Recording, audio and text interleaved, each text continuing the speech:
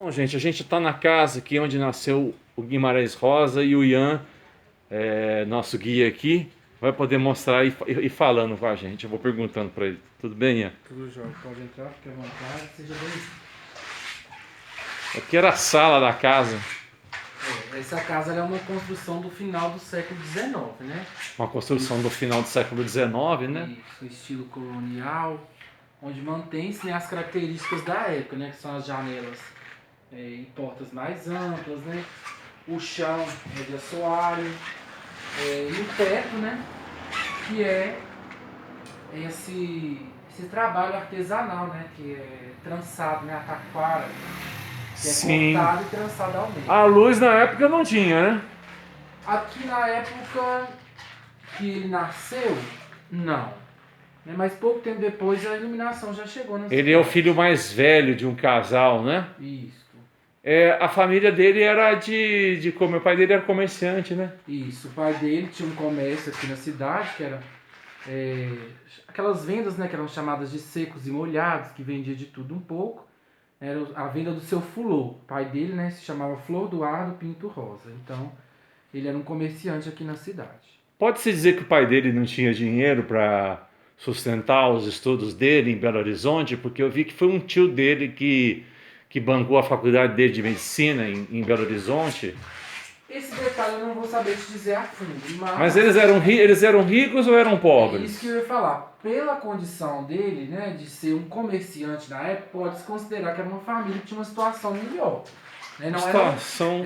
ricos, né, mas tinham uma situação melhor do que a Podia maioria mandar o das, filho para estudar do que a fora. maioria das pessoas da cidade. Porque ele era um comerciante, né, para você E manter o como que esse comércio. rapaz aqui consegue se tornar um autodidata aqui em Cordisburgo nessa época? Ele estudou na escola Mestre Candinho. Essa escola ainda existe? Existe. Ele estudou na escola Mano. Mestre Candinho, né? Lá ele aprendeu as primeiras letras, aqui ele ficou até os 9 anos incompletos. Depois ele mudou-se para Belo Horizonte, onde ele foi estudar no Colégio Arnaldo, onde ele foi matriculado no Colégio Arnaldo. E como ele era muito curioso e gostava de ler, ele pegava os livros, principalmente livros de outros idiomas também, e ele ia se aprofundando. Né? Tanto que tem uma história que um dos tios dele conta, quando ele mudou-se para Belo Horizonte, ele gostava muito de frequentar a biblioteca pública. E aí ele chegando lá na biblioteca, um dia, um dos leitores veio questionar, né, o bibliotecário, por que tinha uma criança lendo lá, tomando uma limonada lá dentro do museu, da biblioteca. Ele achou estranho. E o bibliotecário, né, sempre acostumado com a visita dele, foi e falou com o leitor, falou assim, vai lá e veja o que ele está fazendo. Ele chegou, ele estava lendo um clássico em outro idioma. Né? Então ele Diz já que era muito curioso. o Diadorim, o Grande Sertão Veredas tem uma influência do Fausto, Isso, de Goethe, né? isso. É, Vamos aqui nessa sala comigo. vamos.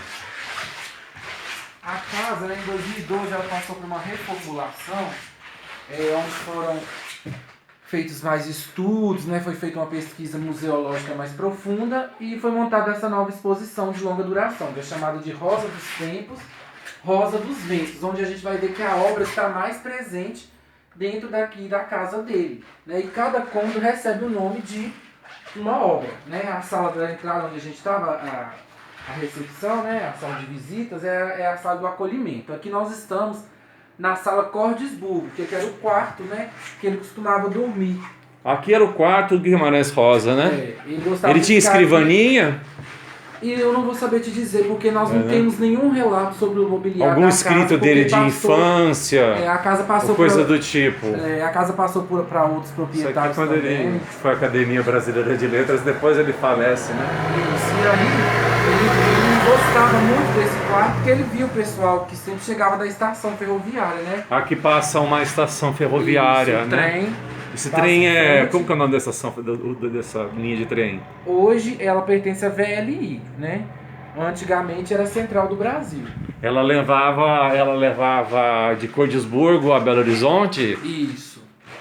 Na Então, verdade vai para Montes Claros também. Montes né? Claros também. E aí, como ele tinha esse amor pela cidade, a gente vê que ele retrata, não deixa de falar da cidade no momento talvez mais importante da vida dele, que foi quando ele tomou posse na Academia Brasileira de Letras. Ele iniciou o discurso com a palavra Cordesburgo e na última frase do discurso ele terminou com a mesma palavra, né? E cordes é uma junção do latim e do alemão. Cordes do latim coração, burgo do alemão cidade e lugar, ou seja, cidade do coração. Que tem o padroeiro do Sagrado Coração de Jesus. Inclusive isso foi um dos motivos que ele foi um grande montador de sufixo com radical, né? Ele fazia uma experiência com a língua, né? É um inventor de palavras.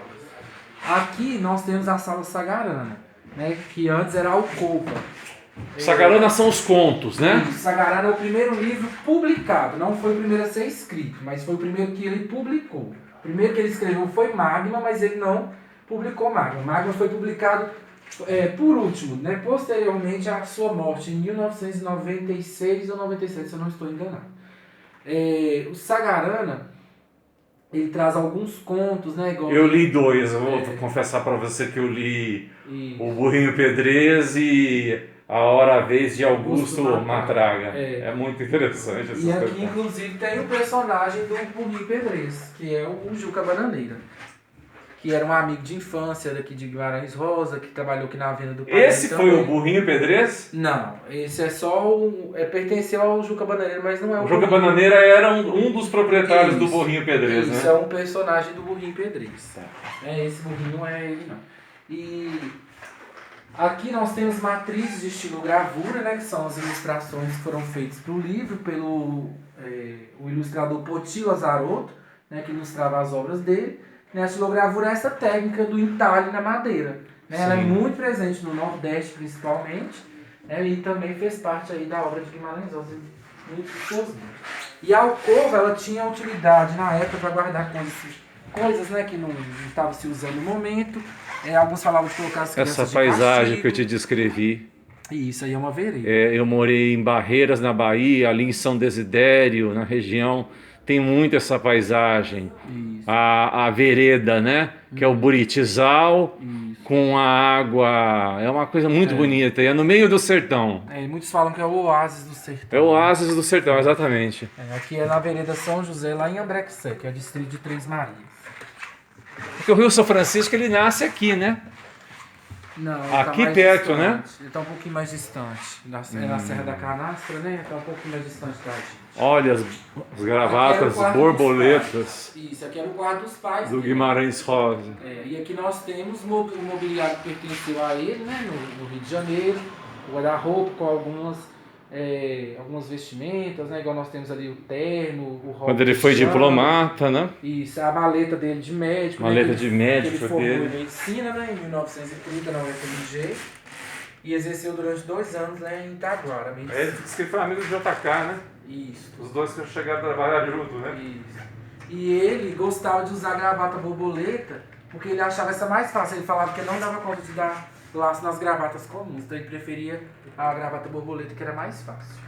E aqui hoje é a sala da biografia e da cronologia, né? Vai falar da vida e da obra dele. A questão dele com a fuga dos judeus, ele tem um nome impresso em Israel, né? Ele e a mulher. Isso, a sua como Schindler, e no mesmo patamar do Schindler, que são pessoas que tiraram judeus. Ele foi embaixador na Alemanha, né? Isso, eles foram homenageados pelo trabalho que eles fizeram, né? Cara, impressionante a inteligência desse homem. Vindo de um lugar assim do Brasil, praticamente no meio do sertão do Brasil, né? Simples, comum, né? Aqui nós temos bordados aqui também, são trabalhos das bordadeiras aqui da cidade, né? Do grupo Estrelas do Sertão, retratando as paisagens do sertão. Ótimo. E aqui é o quarto da bisavó materna dele, a vovó Chiquinha. Ele achava a avó dele muito interessante, diferente, que ela estava sempre de preto, no escuro, gostava de ficar com a porta fechada, rezando o dia inteiro. Rosário, né? Os rosários. Isso, bordando. Quais são os 2 santos ali? Ô Ronaldo, você sabe quais são esses 2 santos ali do quadro? Você sabe quais são esses 2 santos ali do quadro? São Domingos e Nossa Senhora das Rosas. São Domingos e Nossa Senhora das Rosas. Então ela praticamente ficava o dia inteiro orando. Isso. Aí ele tanto que ele retrata a bisavó dele no campo geral como vovó Isidra. Ele traz as características da bisavó materna dele para a personagem vovó Isidra. Perfeito. Vamos indo.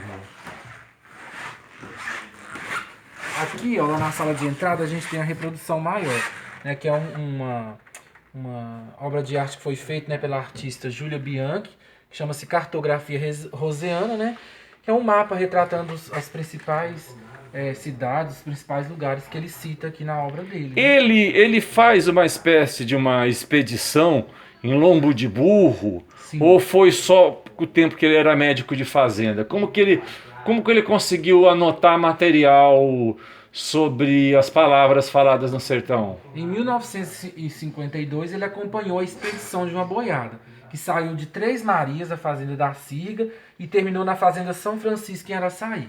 Aí foi acompanhado pelos fotógrafos, né, e repórter da revista O Cruzeiro, e na época eles fizeram, né, uma reportagem sobre essa expedição dele, e isso inspirou ele a escrever principalmente o Corpo de Baile e o Grande Sertão Veredas. Uma palavra que ele puxou, que tem só aqui em Cordisburgo, você não sabe uma palavra do dialeto... Calma. Ele tinha uma mania de chamar Satanás de Satanazim. Uma palavra.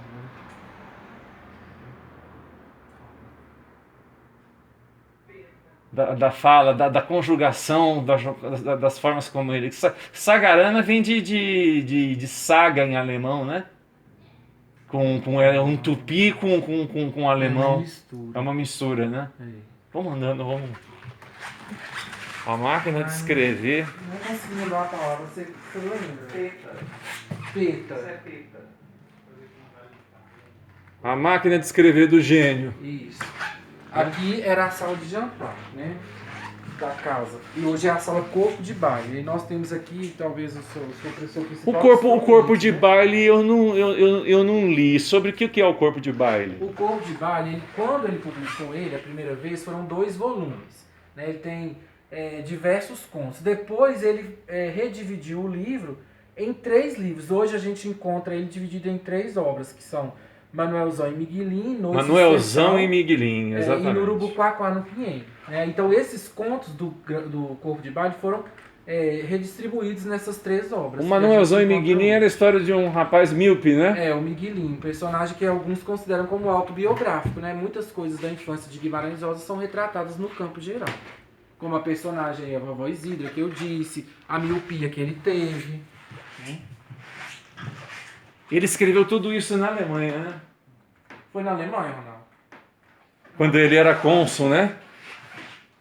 Uma parte estava na Europa, outra parte estava no Brasil. Não foi só especificamente lá.